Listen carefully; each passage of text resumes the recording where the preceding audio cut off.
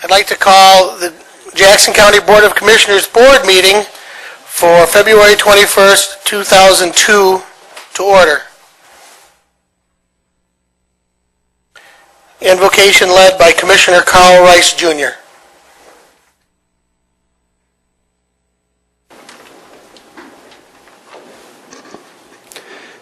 Heavenly Father, I come to you in prayer, and Father, I just thank you for the opportunity that each and every one of us has, and that is to stand here in public and to pray in the name of your Son. I ask that you care for the needs of county officials at this point that need your prayer. I ask that we continue to pray for our fellow Commissioner Pat Smith, and Lord, I just truly thank you for everyone who serves for you. I just ask that each and every one of us realize that we serve you first, and as we serve the public, that we look to you for your will and guidance in all we do. In your precious name I pray. Amen. At this time, I would like to ask Boy Scout Troop 134 to present the colors in the honor of Scouting being around for over 100 years. Color Guard, attention. Color Guard, forward march.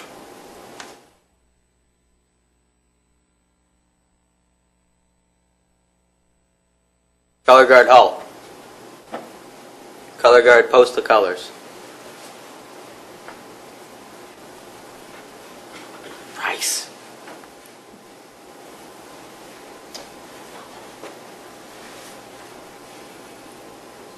Please join me in the Pledge of Allegiance. I pledge allegiance to the flag of the United States of America and to the republic for which it stands, one nation. Two. Color Guard, post the colors.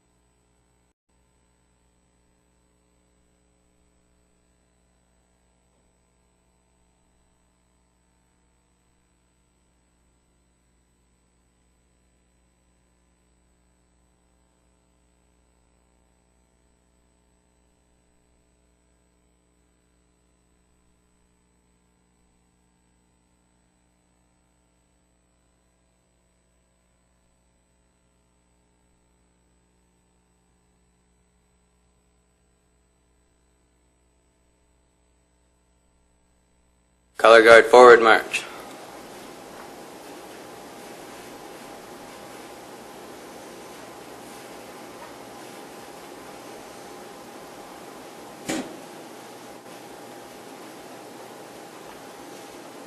Color Guard, halt.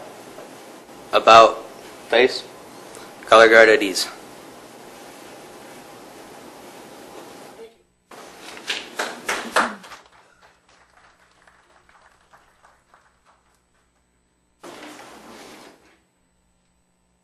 At this time, Madam Clerk, could you please call the roll? Yes, Mr. Chair. Commissioner Hurl? Here. Commissioner Lechka? Here. Commissioner Rice? Here. Commissioner Duckham? Here. Commissioner Alexander? Present. Commissioner Vitito? Here. Commissioner Mahoney? Commissioner Williams? Present. Commissioner Smith? Commissioner Way? Here. Commissioner Elwell? Here. Chairman Shotwell? Present. 10 present. Entertain a motion to approve the agenda. I have a motion from Commissioner Hurl, supported from Commissioner Williams. Any corrections? Seeing none, all in favor? Opposed? Duly carried. We have no awards and recognition. We have no communications or petitions to come before the board at this time, do we? Please present them to the clerk. Seeing none, no special orders or public hearing, we've arrived at the first time for you to address the Board of Commissioners under public comment. Please step forward and identify yourself, please.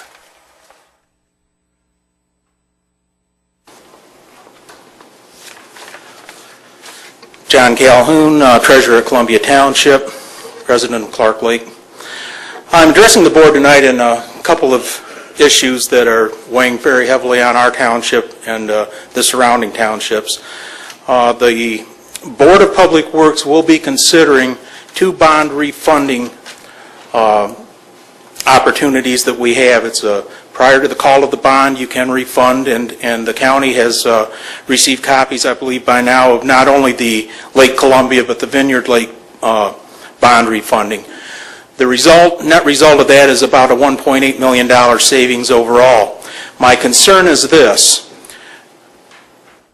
I look at what it costs for the underwriting fees on these refunds, and it's a little bit excessive. For the Lake Columbia refunding, just the underwriting fee, this isn't your legal or anything, is $97,230. For Vineyard Lake, it's $82,450. Normally I wouldn't notice this, except that with the Southern Interceptor situation that we've had, or that we are involved in, we looked at the possibility of maybe doing a refund on that. We pulled an outside counsel, Miller Canfield, who took a look at the original bond, and they went, hey, you know, the county paid more for the underwriting fee on this Southern Interceptor than the county of Wayne did for the $2 billion improvement to Metro Airport. I want to know if the county ever does any bidding for the various services that are related to bond financing, refinancing, or refunding. And if they don't, I would hope that in the future they do direct that. The second issue we have is in regard to the Southern Interceptor itself. That is the sewer line that does service the lower tier of counties, including Cambridge Township, feeding the wastewater treatment plant. You probably read in the paper there have been several instances where there's accusations that people have been short paying, etc.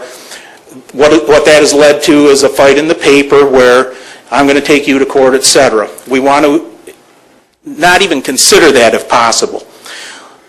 Under the bond contract, it states that the county drain commissioner is the agent appointed by the county to be the mediator between townships with disagreements.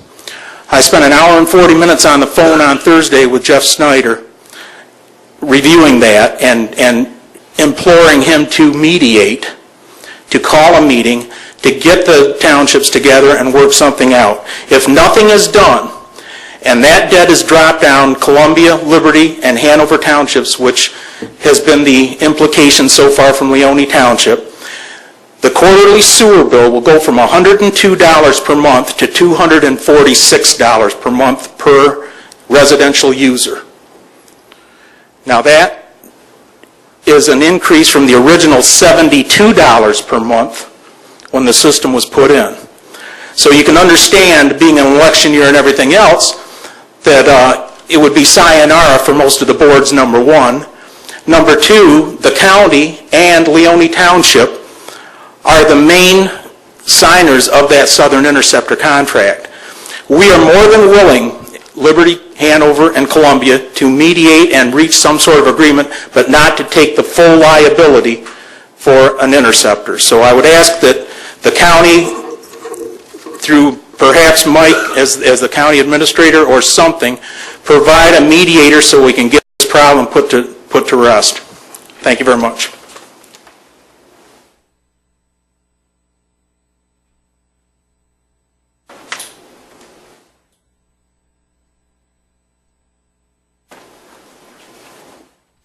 Good evening. John Wilson. According to the agenda tonight, the County Commissioners will go into closed session regarding 18A to discuss a legal matter. I'm just going to assume that's in regards to the student from JCC who claims he was unlawfully detained and is suing the county. I'm just going to assume that. But regardless, I have a couple questions regarding going into closed session. According to the Open Meetings Act, the Michigan Open Meetings Act, first of all, you just don't go into closed session. You need a 2/3 vote from the commissioners. So, unless you plan on taking a vote, I'm not sure, but it does state on the agenda that you're going into closed session to discuss a legal matter. My second concern regarding the closed session, and I'm going to read from the Open Meetings Act. It's under Section 8E, to consult with its attorney regarding trial or settlement strategy in connection with specific pending litigation, but only if an open meeting would have a detrimental financial effect on the litigating or settlement position of the public body. The public body being the county. And going into this closed session, is it going to have a detrimental financial effect on the county?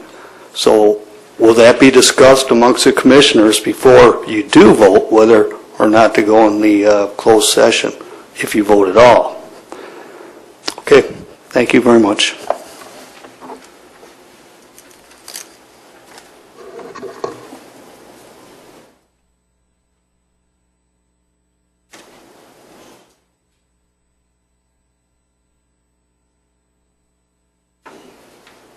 Any other public comment? Any other public comment? Public comment is now closed. We have no special meetings of standing committees. At this time, I'd like to entertain a motion for the minutes of the 1/17 regular meeting of the Jackson County Board of Commissioners. Motion to approve the minutes. Support. I have a motion and support. Any corrections or comments? All in favor? Aye. Opposed? Duly carried. This time we've arrived at the consent agenda. Need a motion for the consent agenda. I have a motion and support. Commissioner Vitito. I would ask that item B3 be pulled from the consent agenda. Any other items? Seeing none, we'll move that under standing committees to item 13B2. It'll appear under County Affairs and Agencies at the end of your report, Chairman Lechka.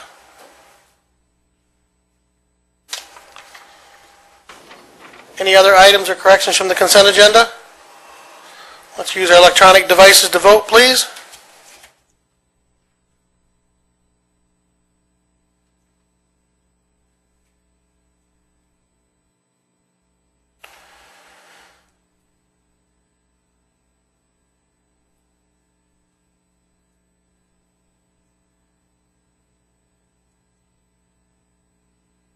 Commissioner Lechka, would you like to vote?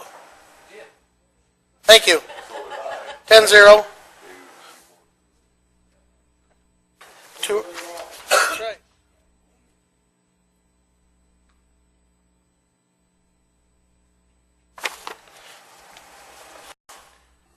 We've now arrived at the standing committees. County policies, chaired by Commissioner David Elwell. David? Nothing to report, Mr. Chairman. Thank you. County Affairs and Agencies, chaired by Commissioner Dave Lechka. Commissioner Lechka? Thank you, Chairman. Tonight, the first order is appointments. We have the city nomination for the Emergency Management Advisory Council, and that is Derek Dubois.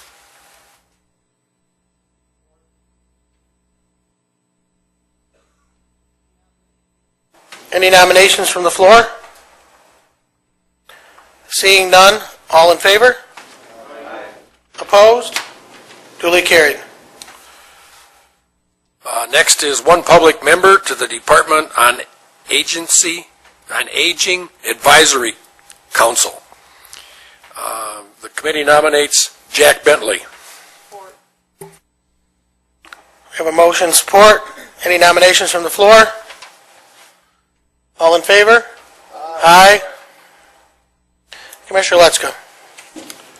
Next is one Board of Commissioner member to the Mid-South Substance Abuse Commission. And the committee nominates Clifford Hurl. Any other commissioners for nomination? All in favor? Aye. Opposed? Commissioner Letzka. Next is the item that was pulled from the consent agenda, and I'll move the resolution on the Parma Village refunding so we can have discussion. We have a motion and support. Any commissioner comments?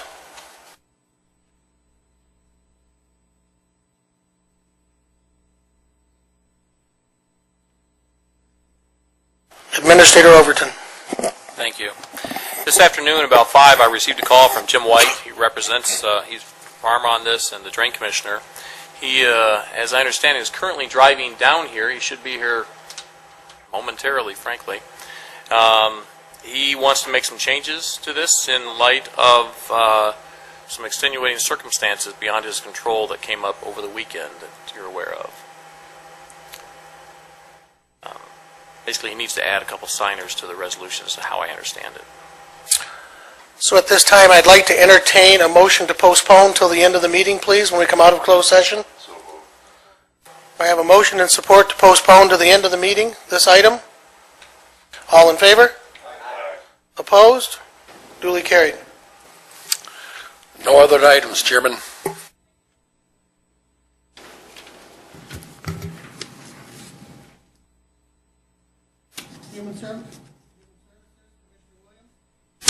Mr. Chairman, we have no business to come before the board this evening.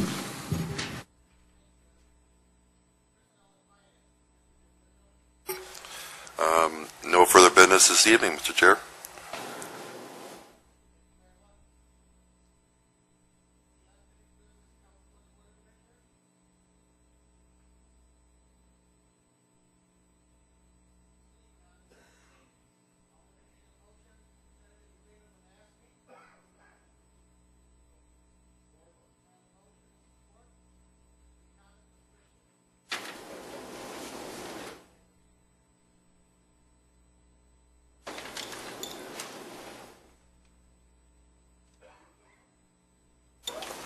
Thank you, Commissioners. We're very pleased to present the tentative agreement with the AFSCME union to the Board of Commissioners this evening. This is the county's largest union with more than 200 employees, and we're very excited that the contract presents a win-win package to both employees and the county administration, and we certainly appreciate your support this evening. Do commissioners have any questions or comments for the Human Resources Director? Seeing none, let's use our electronic devices to vote, please.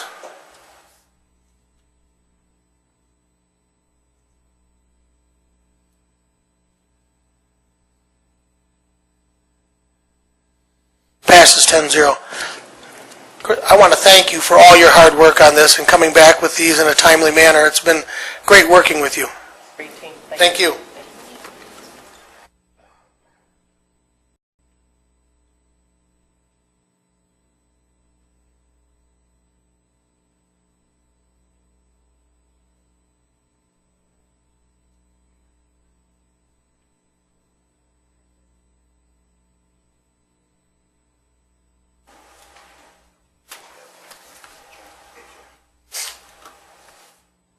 At this time, we've returned to the second round of public comment.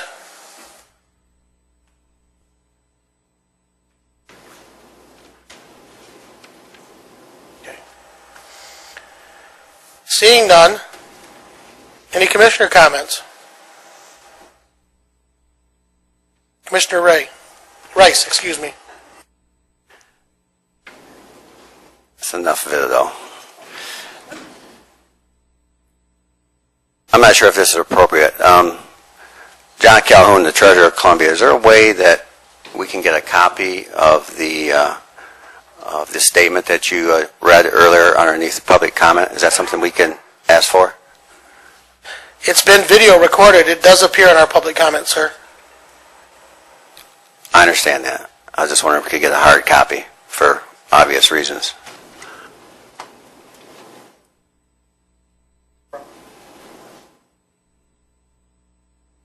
Any other commissioner comments?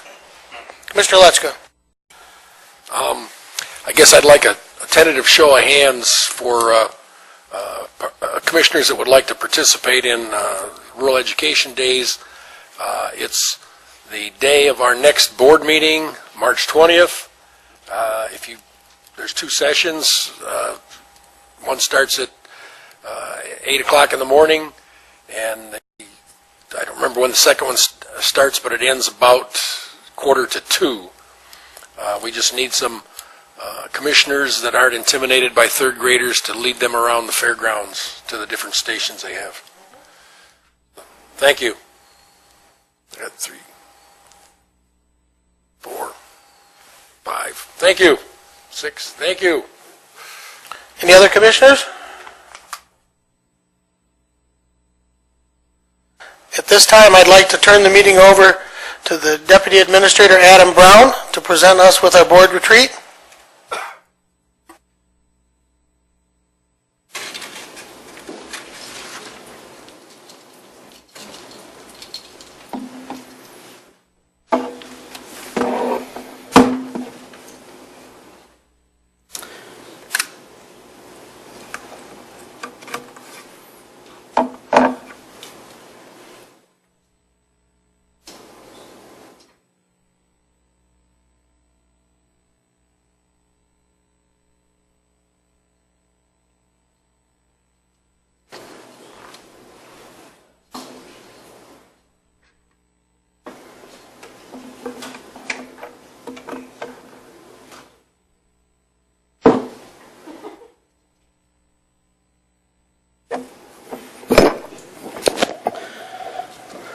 Okay, so this is session 2 of the 2012 retreat in preparation for the 2013 budget. We kind of battered around some themes for this year budget, and I think this one came over the last couple of days of last week as we've some of the issues that we're going to face in 2013 are more apparent. It seems like every year we get through a budget and the next year feels like it's going to be easy, but compared to the current year. But there's, as you're going to see from this one, there's just more and more challenges coming down the pipeline. So this one's hold the line. We've done a lot of good things. We've been very prudent in our finances, but unfortunately we can't rest on our laurels. We've got to continue to be vigilant and continue to find ways to do things better, faster, and cheaper, and to save money. Important to note is that we're making a lot of progress on the strategic plan, and there's an enormous amount of community participation in that effort too. There are a lot of unknowns in this budget, as you'll see on both sides of the equation. This session of the board retreat is the revenue and expenditure forecast. So we try to predict what our revenue is going to look like in 2013 and some of the major impacts on the expenditure side of the equation. So our budget tactics haven't changed over the last couple of years. We do long-term planning. We have a 5-year fiscal plan. There's no gimmicks, no short-term fixes. It's looking out ahead, trying to predict what's down the pipeline and trying to adapt now. It's also a matter of our practice has been, this board's practice has been to have a savings account so that you can adapt to turbulent economic times, and that's proven very successful for us. So, and you'll see why that's going to be very important going into this session too.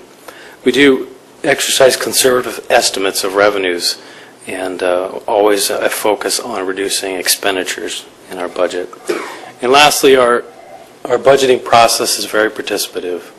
We see it as a joint operation between employees, elected officials, and the Board of Commissioners. It's a very open process. Everything we do is open to the public and accessible to the public. As I've done some exploring even in this community on different public organizations, the amount of information that we have for our budget on our website is unprecedented, and there's no shortage of information.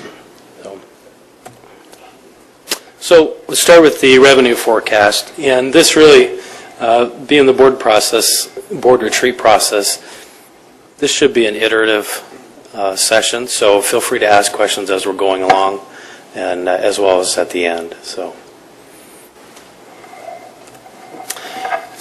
we have a revenue committee, and the revenue committee, their primary job is to predict our major source of revenue. That's the tax, property tax.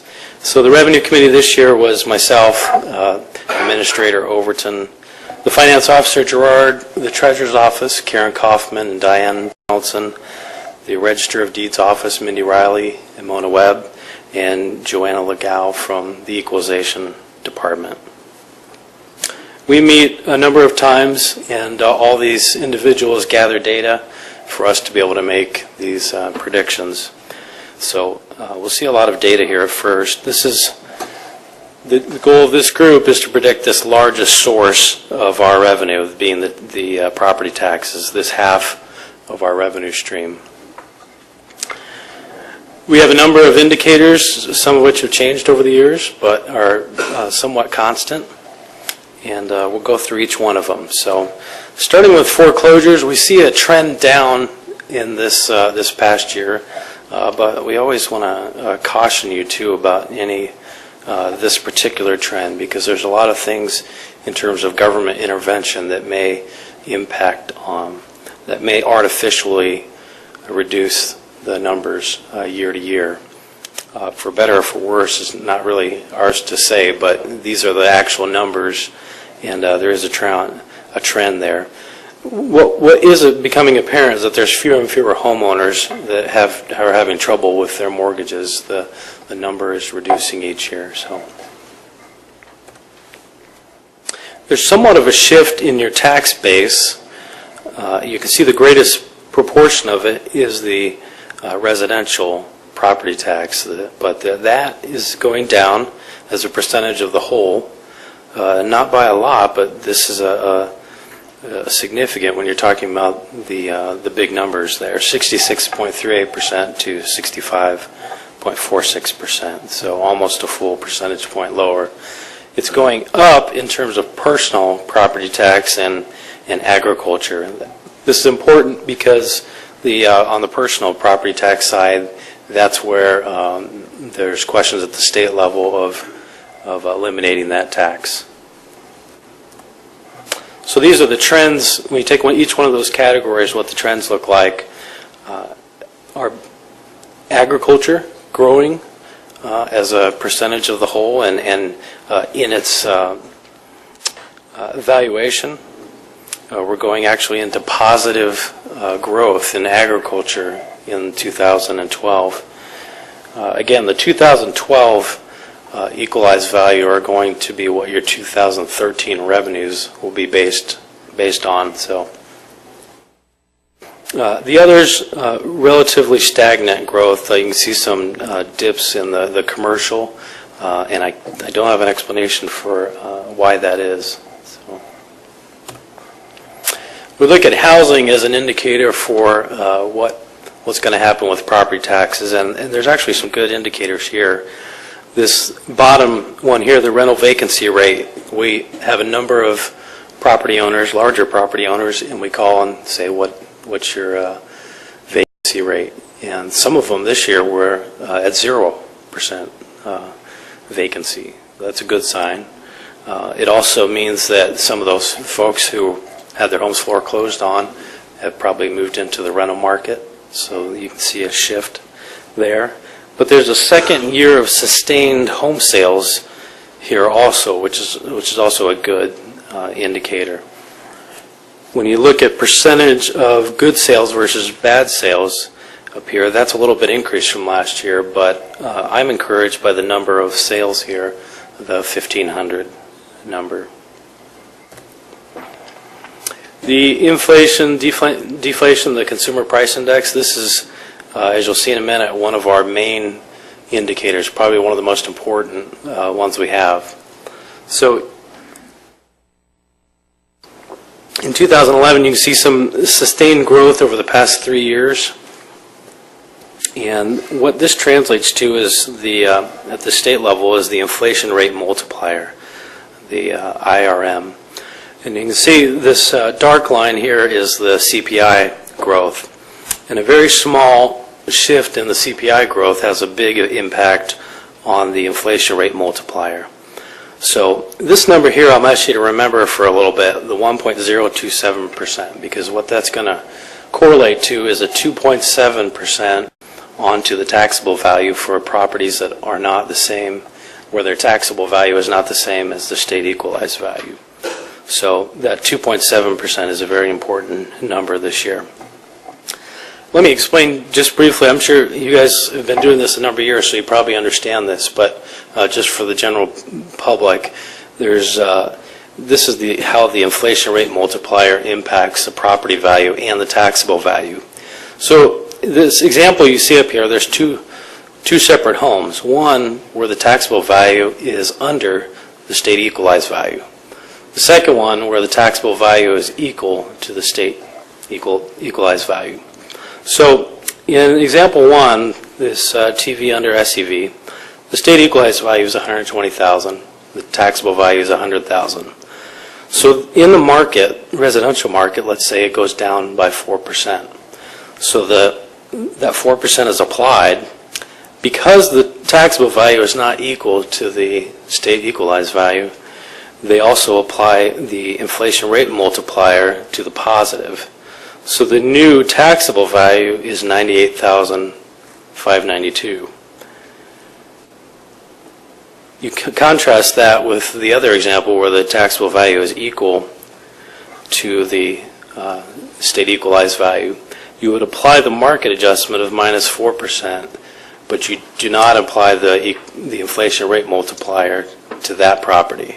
So the taxable value on that one now is $96,000 as opposed to $98,592. And that's why we've been preaching over the past couple of years that we want to watch that very carefully when that state equalized value hits the taxable value, because then we feel the full brunt of the market change in each property. So new construction are very good signs from the new construction. The permits, we bottomed out last year and we have some increase this year.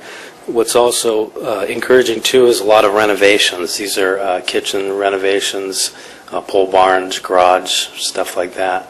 Those are dramatically increasing, and I think that's a predictor of the home sales, new construction sales.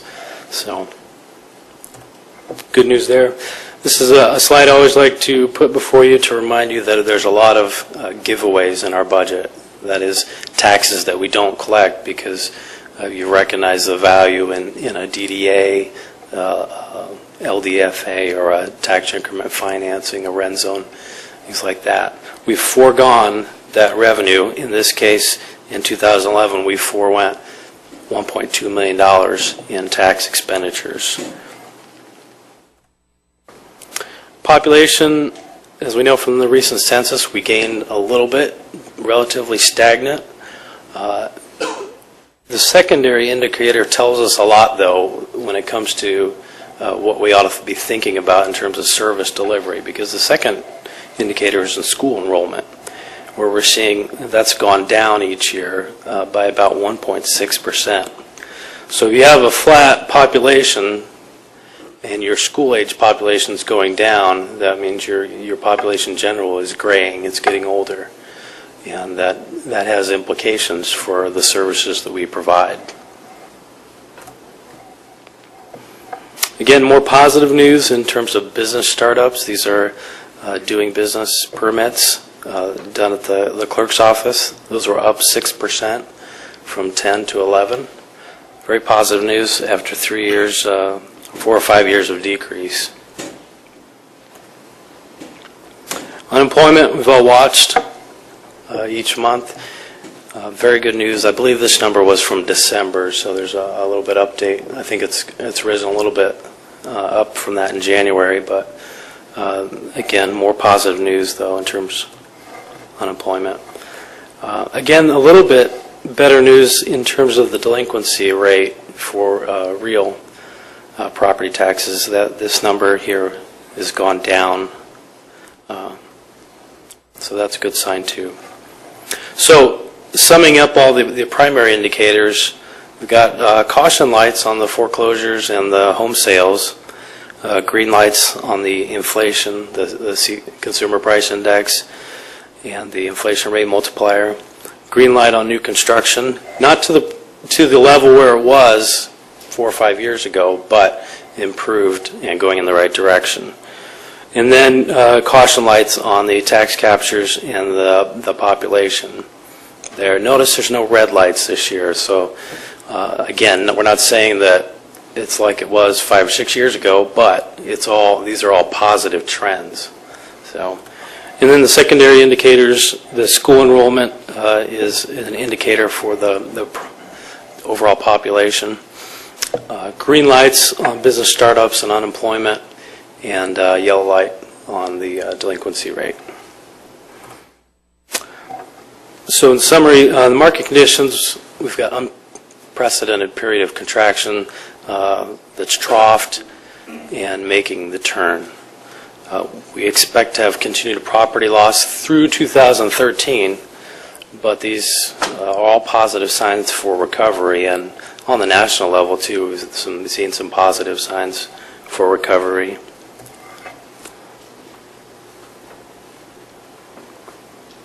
Is that chart bright enough for you? This is something you've seen each year, but I think it's worth repeating each year. This is the impact of Headley on our taxes. You notice this top line is the state equalized value. This is our taxable value below, or our property tax revenue. So in times of good line, this slope was greater than our revenue increase. So Headley slowed down the collection of revenue on the county level, but it also helped us out when things were bad. We didn't lose as fast as we did as the market dropped. So while it may have been difficult on the front end, on the back end, we're seeing some wisdom in that. So again, the implication is that the revenue line won't completely reflect the market until those our taxable value and our SEV meet. So we pay particularly close attention to those. In 2011 to 2012, we lost 3.62% in state equalized value. In 2011 to 2012, we lost 1% in taxable value. So there's still a significant gap there. So we have to predict where the SEV is going to be able to understand what's going to happen to our revenues. So we use those economic indicators to try to predict the remainder of these 5 years out, and then apply that to the state equalized value to get a projection of what's happening in the market. And then we extrapolate both those lines to see if they're going to meet. Right now there's a 14% difference between those two. I think it was 17% last year, so it's closing, but the way we see it turning is those still won't meet.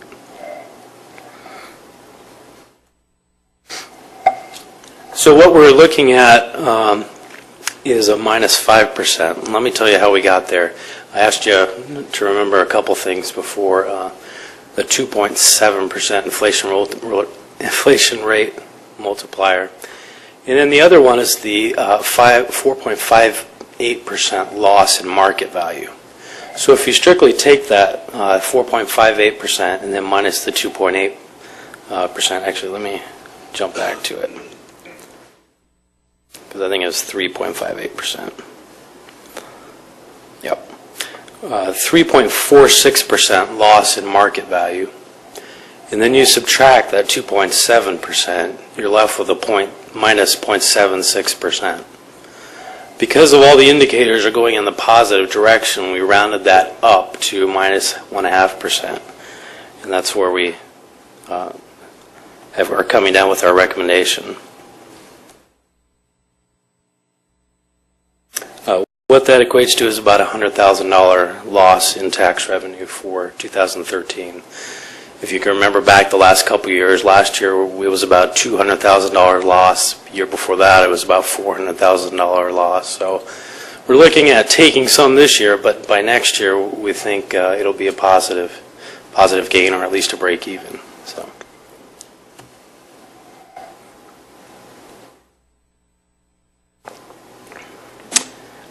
So usually that property tax is our biggest concern. However, this year we've got some heavy hitters on the other side that will probably impact us more than the property tax.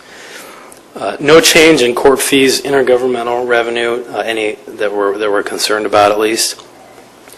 But there's a lot of fear in these four: interest income, Michigan Tax Tribunal, charges, state revenue sharing, and personal property tax. So let me run you through each one of those. Interest income, it's just a fact right now we've got bad rates out there.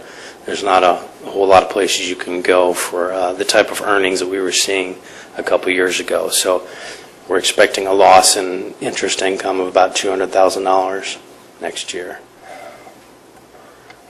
The Michigan Tax Tribunal, you can see on the right side of this the history of what we've paid out in refunds.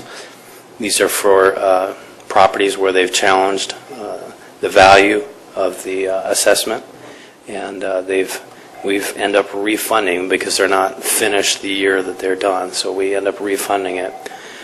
The amount of exposure we've got for 2012 is $160,000. Now, they'll win some of those, we'll win some of those, and we'll likely come in somewhere under that $160,000. So that $160,000 is the maximum level exposure from those tax tribunals. And revenue sharing. And unfortunately at this time I can't give you a whole lot of certainty on what's going on there. The governor, as you know, released his budget last week. However, it's unclear. We've talked with our state legislators, and they're not sure either what exactly is in the proposal. A number is being thrown around of 25% reduction. We're not sure if that's applied to the original amount that we received or to the most recent. Just to give you a taste, if it's to what we have now, that would be about $610,000. Again, there's more to come on there. It's new. It's likely going to change a little bit in the legislature as they'll have their way with it. But there's a level of concern there. Revenue sharing right now, we have $2.4 million. Last year, we were up to $3.3 million before they cut it by about 30%. And so you're looking at potentially another $600,000 from there, which would virtually cut us in half from where we were 2 years ago. And personal property taxes, as you can see, the chart is getting the axe. At least it appears that way. Again, we're not sure about the replacement, but what we're told is it's going away. The only question is, what's the replacement going to look like? Is it going to be dollar for dollar, or is it going to be even close? So I can tell you that's something we're concerned about, because that's $1.8 million. That's a lot of money. You can equate these in terms of positions, because we are a service industry, and that's at $50,000 a position. That's a lot of people that we'd have to cut. So when you take all four of those, this is a chart I showed you last year. These are all the net general fund programs, or that net out $100,000 or more. So if you had to go out and get $600,000, $1 million, this is where you'd have to get it from, because it's not anywhere else in the organization. You can see it. It's the sheriff department, the courts, the prosecutor, the that's where our general fund money is. And so this would touch areas of our strategic plan that we've held sacred, and in some instances actually increased. So coming up with any magnitude of any one of these is going to be painful for this organization.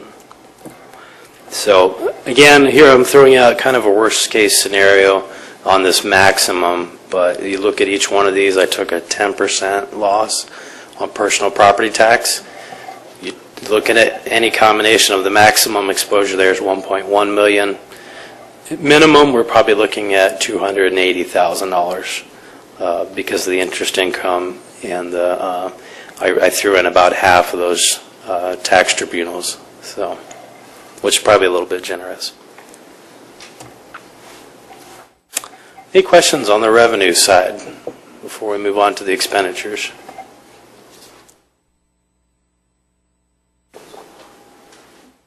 Anything to add? Mike?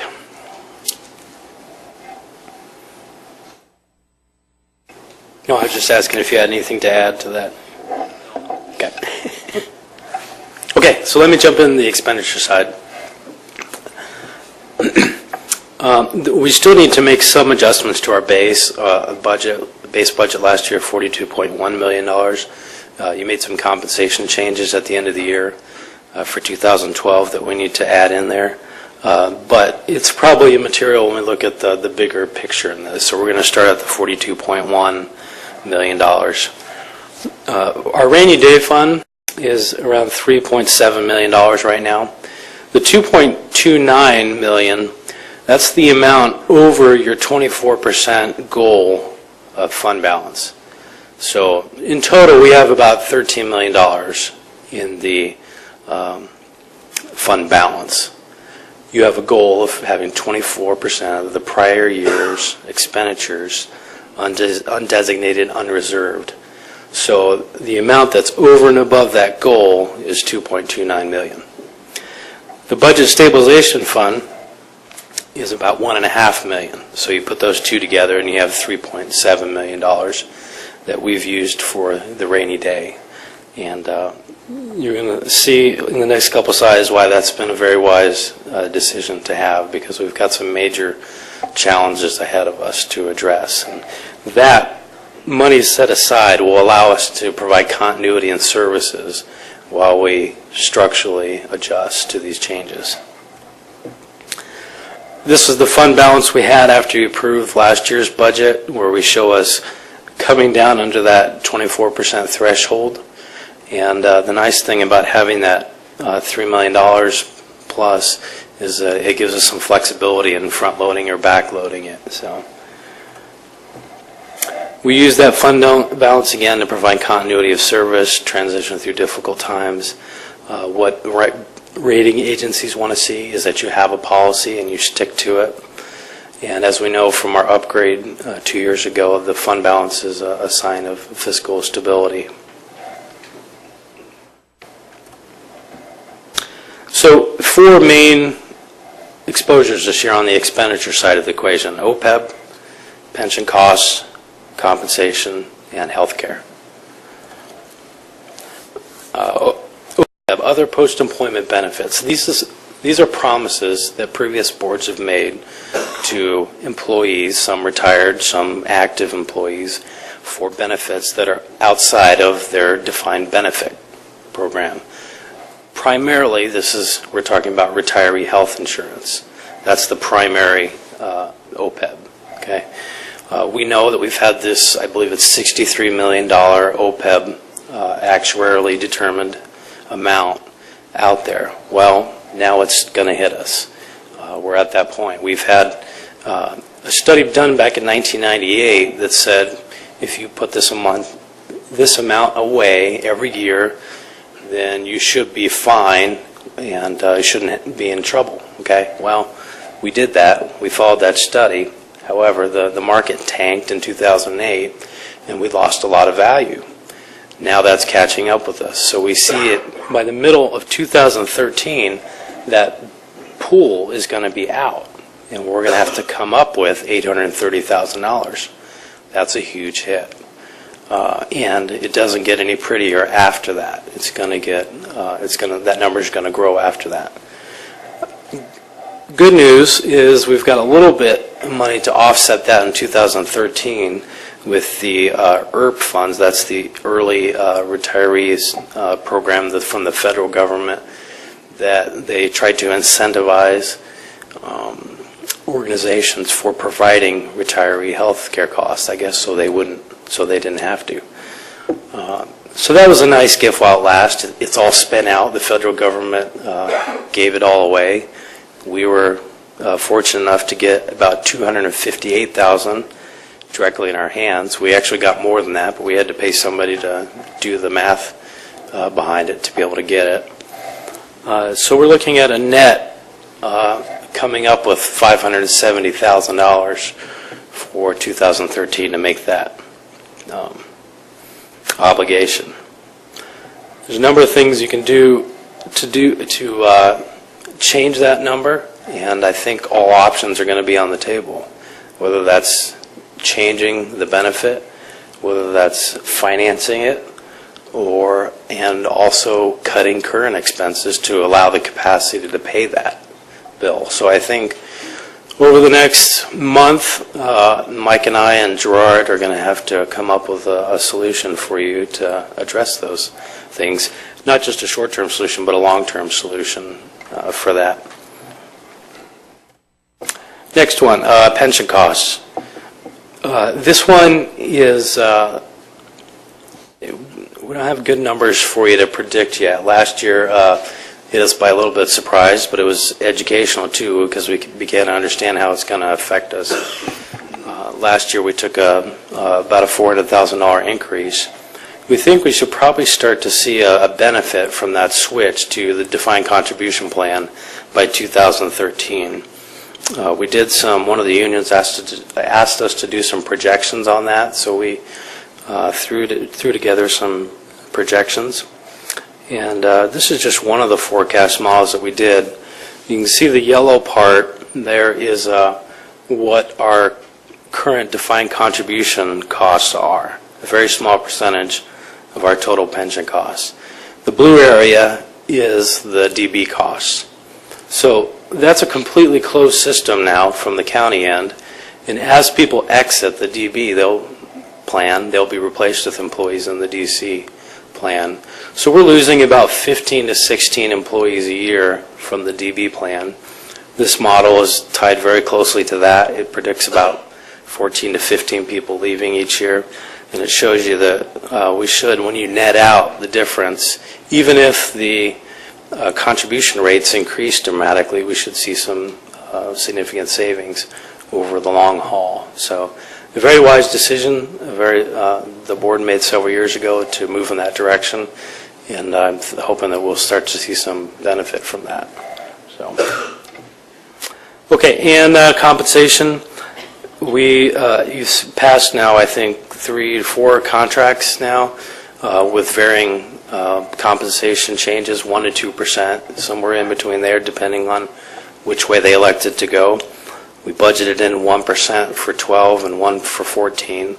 And then the other parts of our compensation plan are directly linked to our health plan changes. So I'll kind of go through those. We're switching all employees to a Healthy Blue Incentives plan.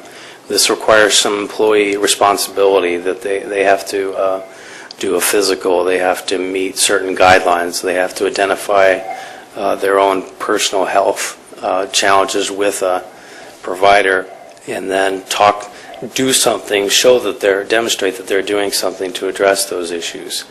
So we'll hopefully have all employees, again, we're negotiating that, but non-unions are committed to this already, and the contracts you've passed now are all committed to moving to that plan.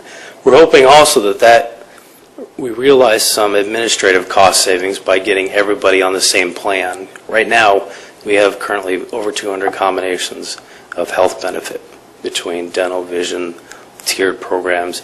This cafeteria-style plan that we had is very costly to administer from the provider perspective. So we anticipate that we'll have a little bit of savings from that plan switch. We don't have a good number for how much it's going to be. but we're going to save $50,000. I think it may be more than that, but now part of that plan change is also is to ask the employees to pay a greater percentage.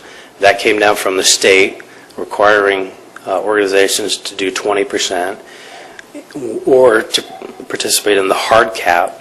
We're moving employees to that 20% over the 3-year period. And each year we bump them up 5%, we're giving $350,000. We're collecting $350,000 from them. And the board has agreed to turn that back around in terms of compensation so that they don't see the impact of that. So all those things considered on the expenditure side, the OPEB, you're looking about $500,000.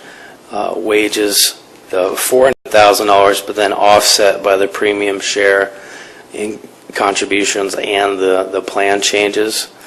The step increases, which come each year, is about $150,000. And when we know we have at least one FTE reduction, that's $80,000 to $100,000. So we're looking at an expenditure impact of about $640,000. So we look at the net impact of both the revenues and expenditures here. Those maximum revenue impacts, $1.1 million, property tax change, $100,000.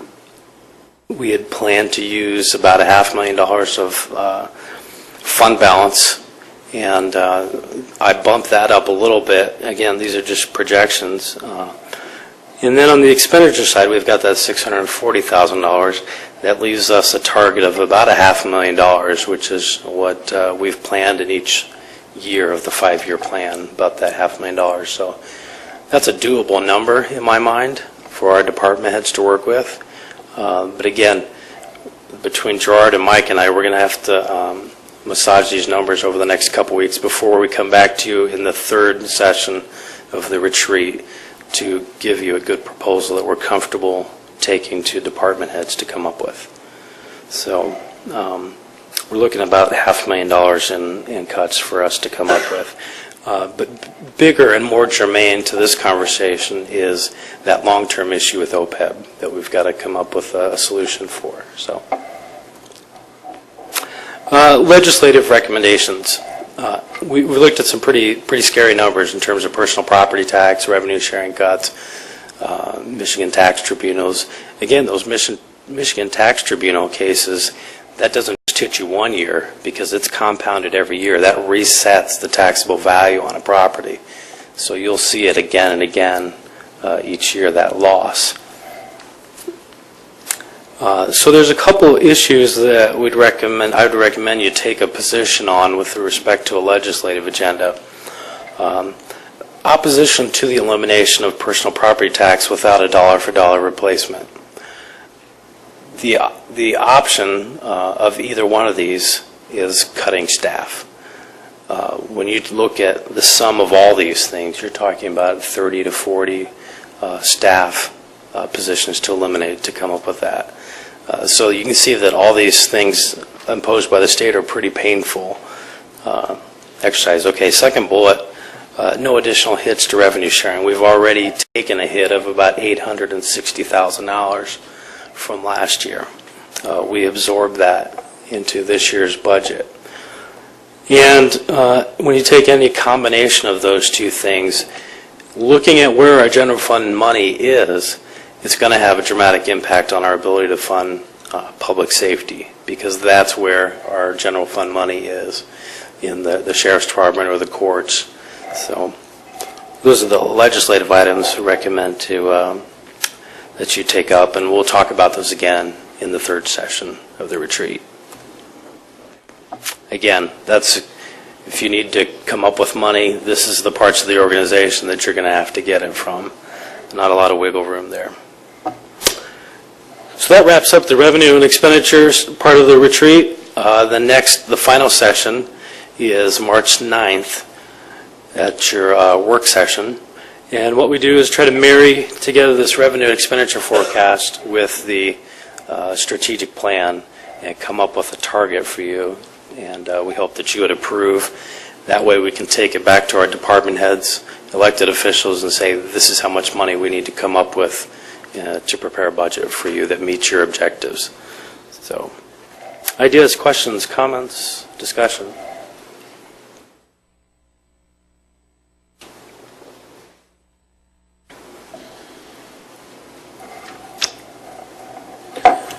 Thank you, Adam, for the sobering news report.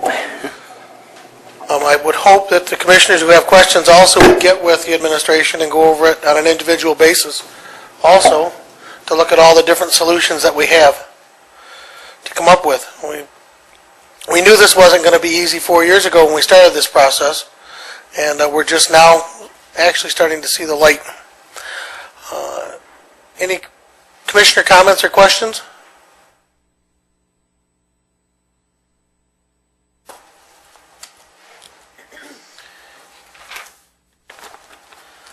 I see that Mr. White is here. I would ask for an indulgence from the board to allow him to step up and handle the item that we moved, item 13B2, and had a postponement on.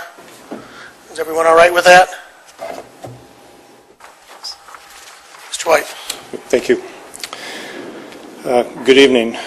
We have a resolution on your agenda to authorize refunding bonds for a Village of Parma bond issue. The background is, in 2002, the county sold bonds for the Village of Parma water system. That was a 20-year bond issue with fixed interest rates. And interest rates in the municipal bond market have declined significantly. They're at very low levels. And so many municipalities are looking at refinancing outstanding bond issues.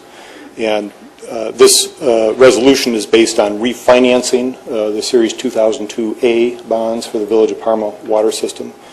And the goal is to achieve savings in debt service.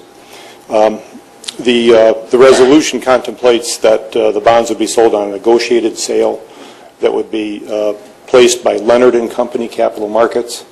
Benzinski and Company, the financial advisor to the county, would negotiate the terms of those sales so that the interest rates are at the lowest possible levels for the county. The timing on this has come up relatively short terms. The village president gave the go-ahead to do this in mid-January, which then led to our preparing documents, and I should add that go-ahead was concurred in by the chairman of the Board of Public Works. We prepared documents for the Board of Public Works meeting in late January, leading into your committee and meeting cycle here in February.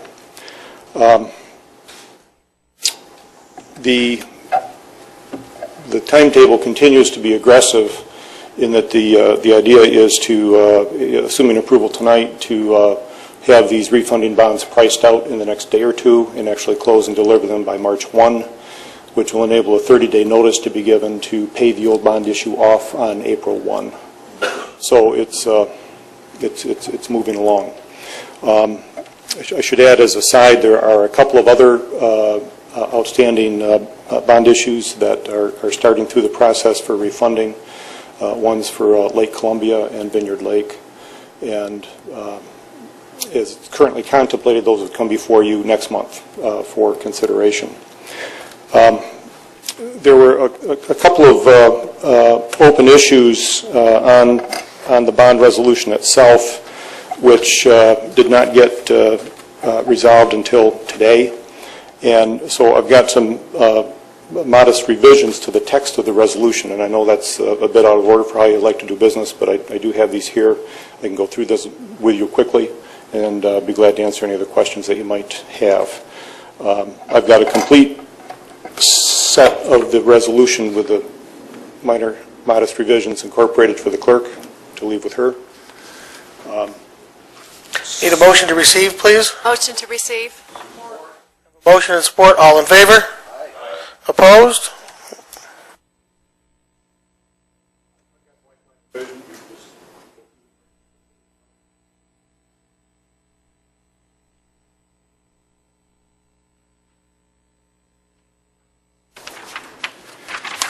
The resolution, as I understand it, in addition to going to the Board of Public Works, did go to County Affairs last week or whenever that committee met. So the changes that I've made, we've corrected the meeting date on the first page. On the second page, a municipality like the county has the ability to make certain designations for tax purposes with regard to the bonds, depending upon whether they anticipate to sell more than $10 million in tax-exempt obligations in a year or less than that amount. And that's one of the issues that was in flex until actually this afternoon. And we have changed the designation so that with anticipation that the county will have more than $10 million in tax-exempt bonds in 2012. This issue and the other two that I mentioned, Lake Columbia and Vineyard Lake, together are at about $8.3 million. And if interest rates continue to be low, I would anticipate, and I think the county administration anticipates, that there could be other bond refinancings. The next page, we added some clarifying language that there would be a verification agent also retained as part of the issuance cost for the refunding bonds. It's a fairly routine matter, but we wanted to have express authorization in here.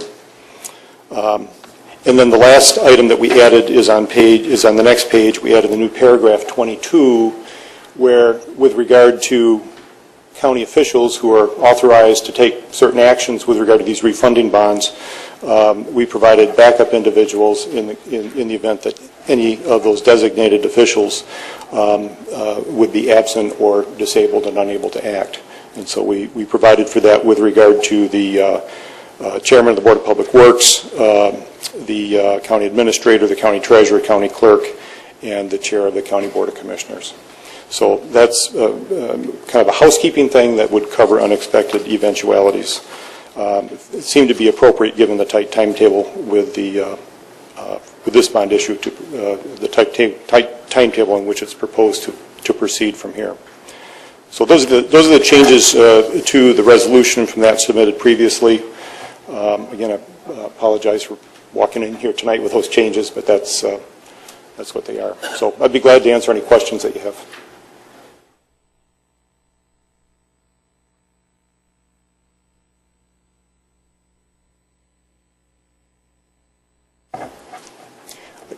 I could add generally that the original bond issue was $1,800,000. It's been paid down to $1,275,000.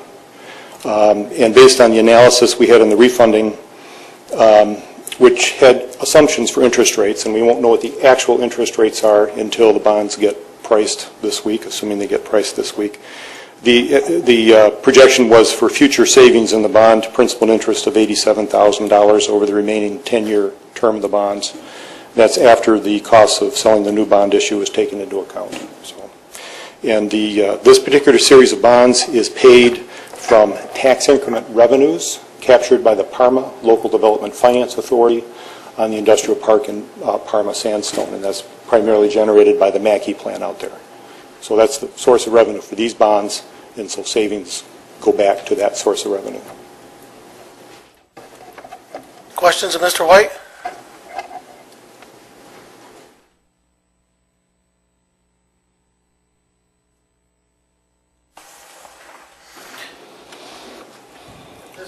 Then I would entertain a resolution to authorize the issuance of water supply facilities refunding bonds, Village of Parma section, general obligation, limited tax liability, Series 2012. Designation for the resolution is 02-12.5. I have a motion from Commissioner Duckham, support from Commissioner Rice. Discussion on the item? Use your electronic devices to vote, please.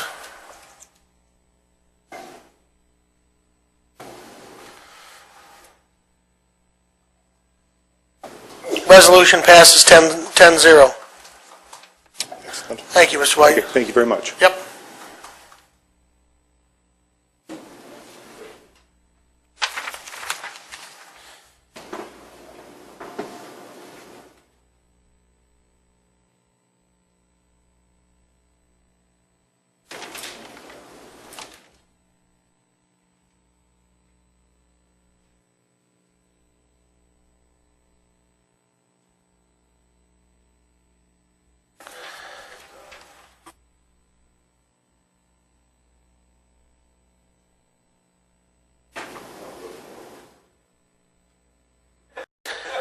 At this time, we're going to take a 5-minute recess before we take the motion on closed session. So commissioners can... We're all set.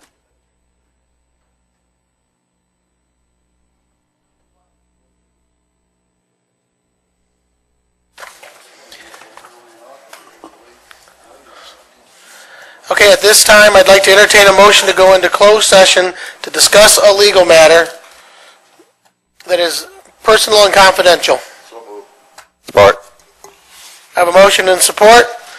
All in favor? Aye. I'd also like to entertain a motion to discuss a personnel matter where the person has chosen that matter to be discussed in closed session. I have a motion and support. All in favor? Okay, let us adjourn.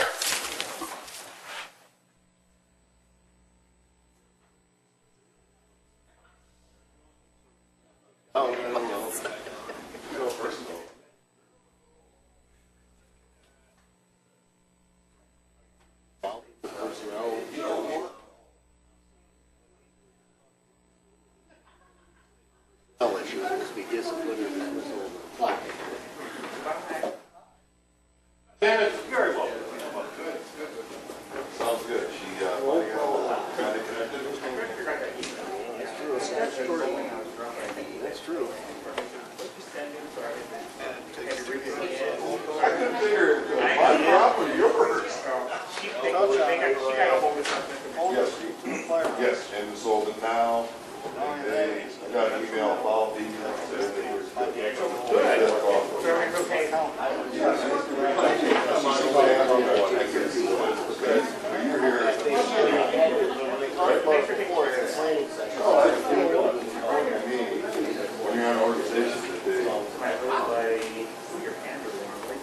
Well, good luck.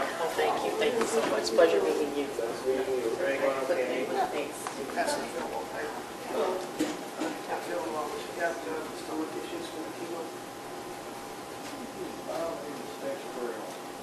Two-thirds roll call vote. I didn't vote for it. But roll call. Roll call. So how long is this going to last? 20 minutes? I'm going to leave. Oh, you're not going to hear anything when they come out. No, I know. Tell them, hey, Brad. Make it pump. We rely on you to do so, Brad. I don't rely on Brad for anything anymore. We lost Keith Roberts, so we just got Brad now. I'm just kidding, Brad. Okay. Did you get anything out of that tonight? Pardon me? Did you get anything out of that tonight? Not much. I wouldn't have known. I gotta write something, though. The right town spends $265,000 in phones. I know they do. Oh, they did approve that? They did. I talked to Tom about that. I said, you know, I remember when they I remember when it was called that. I don't know. I don't know. But Connie tries it. You're out of service, out of warranty, so they have any problems. So, I mean, I There's a room full of about 17 discarded computers from my phones just scattered. Those phones would be fine.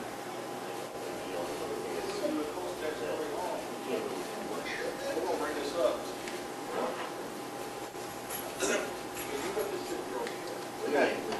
Roll call. Yeah.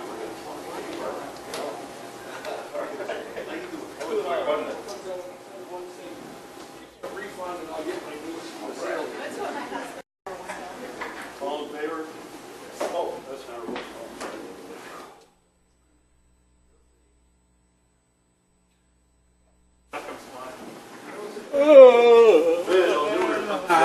It'd be easier just to let them go.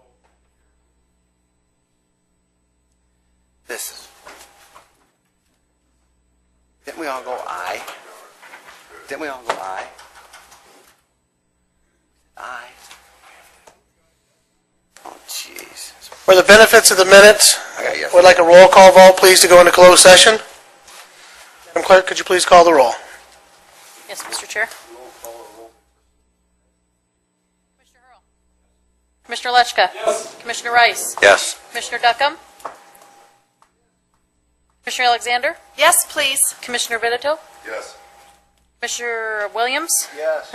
Commissioner Way? Absolutely. Commissioner Elwell? Yes. Chairman Shotwell? Yes. Okay. 10-0. I have a motion and support. All in favor? Aye. Those opposed? Duly carried. At this time, I'd like to entertain a motion to accept the recommendation of council. I have a motion and support. Any discussion? Seeing that, let's use our electronic devices to vote, please.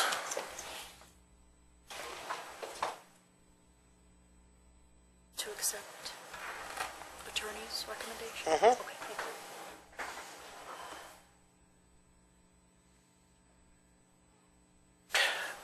Pass 10-0.